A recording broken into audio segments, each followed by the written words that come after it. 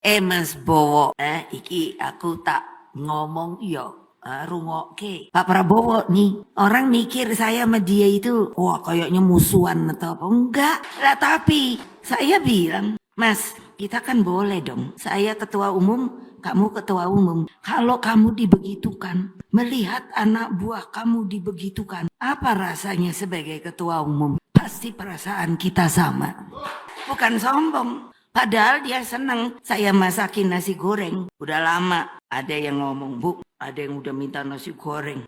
Minta nasi goreng. Loh aku lagi mumet, anak-anakku banyak yang gak jadi. Lagi itu loh.